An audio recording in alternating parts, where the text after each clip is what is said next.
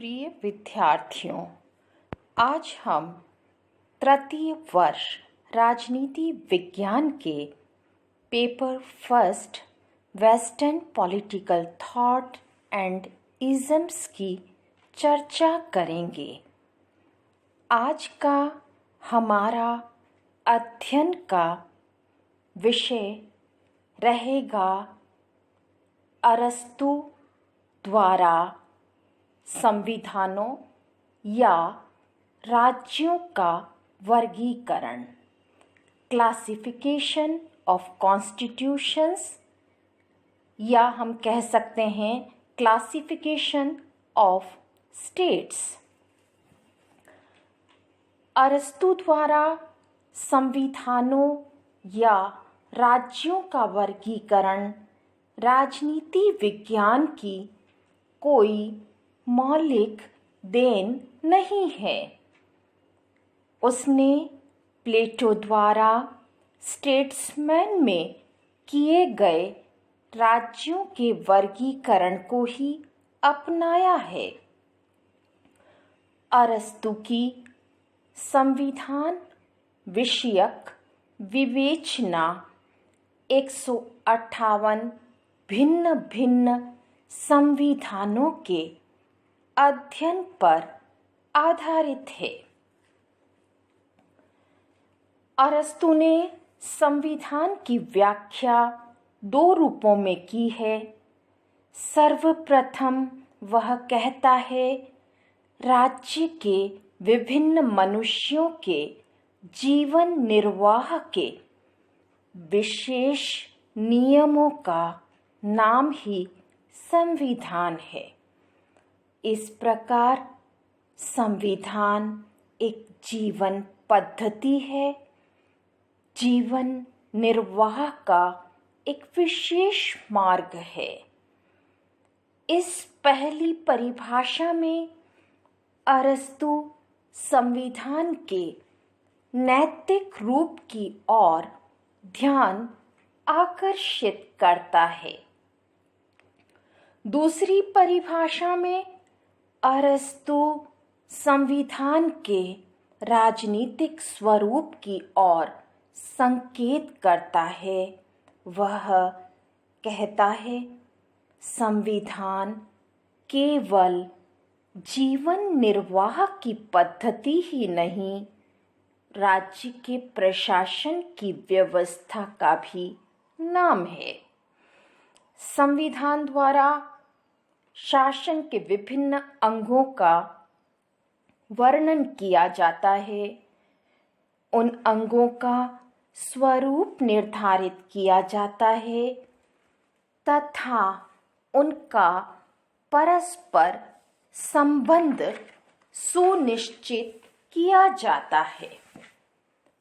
अरस्तु राज्य और संविधान में विशेष अंतर नहीं करता है। उसका कहना है, संविधान द्वारा ही राज्य का स्वरूप निर्धारित होता है। संविधान राज्य का प्रतिरूप है। संविधान में परिवर्तन का अर्थ है राज्य में परिवर्तन। इसी कारण अरस्तु संविधान के वर्गीकरण को ही राज्य का वर्गीकरण कहता है।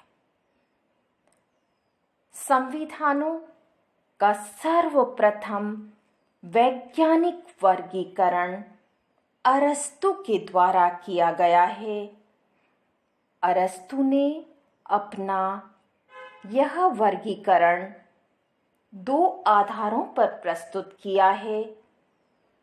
संख्या के आधार पर, अर्थात प्रभुत्व शक्ति का प्रयोग कितने व्यक्तियों द्वारा किया जाता है।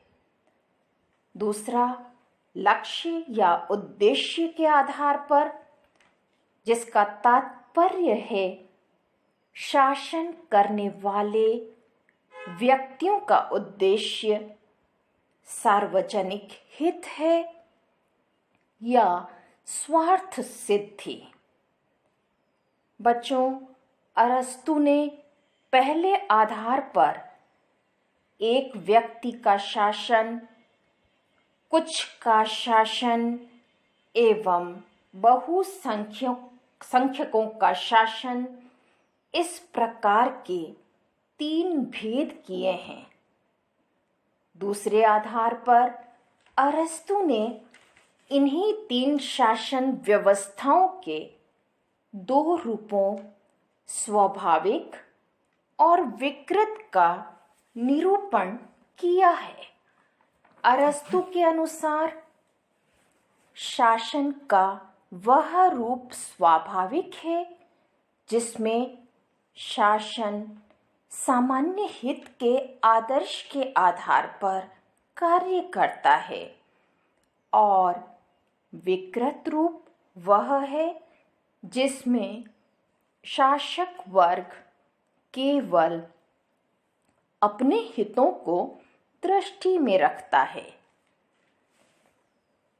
एक व्यक्ति का शासन जब सामान्य हित में कार्य करता है तो उसे राजतंत्र कहते हैं, किंतु जब शासक केवल अपने ही हितों को दृष्टि में रखते हुए शासन शक्ति का प्रयोग करने लगता है तो वह निरंकुश तंत्र या आततायी तंत्र में परिणत हो जाता है।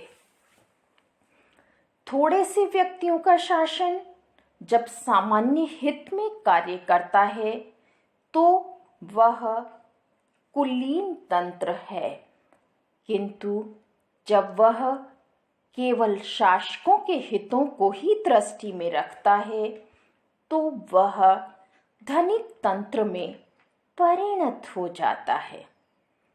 जब अनेक व्यक्तियों के द्वारा सामान्य हित को दृष्टि में रखते हुए और व्यवस्थित रूप में शासन व्यवस्था का संचालन किया जाता है तो वह बहुतंत्र या संवैधानिक तंत्र कहलाता है।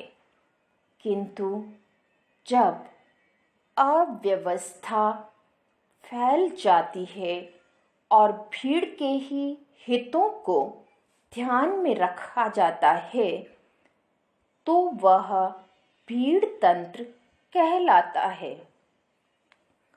अरस्तु ने इस भीड़ तंत्र को ही डेमोक्रेसी का नाम दिया है और बहुतंत्र या संवैधानिक शब्द का प्रयोग उस अर्थ में किया है जिस अर्थ में आज प्रजातंत्र शब्द का प्रयोग किया जाता है। जहाँ तक अरस्तु के राज्यों के वर्गीकरण की विशेषताओं का सवाल है, इसकी 2 विशेषताएं दिखाई देती हैं। पहली, अरस्तु ने शासन व्यवस्था के स्वरूप और सामाजिक तत्वों में संबंध स्थापित किया है। उसके अनुसार राजतंत्र, निरंकुश तंत्र, कुलीन तंत्र और वर्ग तंत्र में तो धनिक वर्ग की प्रधानता रहती है, लेकिन संवैधानिक तंत्र और भीड़ तंत्र में निम्न वर्ग की प्रधानता रहती है। दूसरा, इस वर्गीकरण के साथ साथ अरस्तु ने राजनीतिक परिवर्तनों का एक काल चक्र भी प्रस्तुत किया है जिसे साइक्लिक थियरी ऑफ गवर्नमेंट कहते हैं। अरस्तु की धारणा है कि जिस प्रकार ऋतुएं स्वाभाविक रूप में बदलती रहती हैं, उसी प्रकार शासनों में भी परिवर्तन का चक्र चलता रहता है। राजनीतिक परिवर्तन का यह चक्र राजतंत्र से प्रारंभ होता है और क्रमशः निरंकुश तंत्र, कुलीन तंत्र, धनिक तंत्र, पॉलिटी और भीड़ तंत्र के बाद अंत में फिर से राजतंत्र के रूप में परिणत हो जाता है। अरस्तु के इस वर्गीकरण की कई आधारों पर भी आलोचना की जाती है।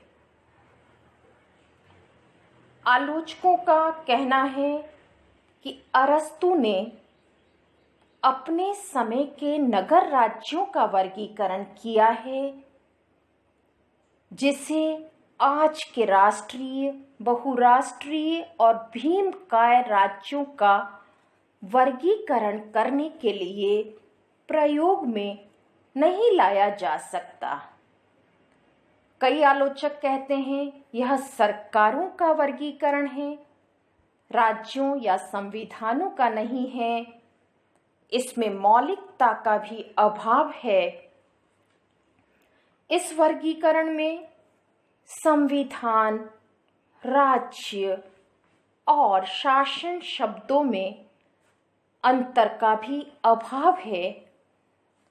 यहाँ अरस्तु ने प्रजातंत्र को भी उचित स्थान नहीं दिया है और यह वर्गीकरण आधुनिक राज्यों पर भी खरा नहीं उतरता। लेकिन इन आलोचनाओं के बावजूद भी इस वर्गीकरण की महत्ता से इनकार नहीं किया जा सकता। राजनीति विज्ञान में यह सबसे पहला व्यवस्थित वर्गीकरण था। इसका मूल्य इस बात में है कि यह इस तथ्य पर बल देता है कि राज्य शक्ति का उपयोग करने वाले व्यक्तियों की संख्या के आधार पर ही राज्यों में परस्पर भेद स्थापित नहीं किया जाना चाहिए, अपितु स्वार्थपरता या परार्थपरता की इस नैतिक भावना के आधार पर ही राज्यों में परस्पर भेद स्थापित किया जाना चाहिए।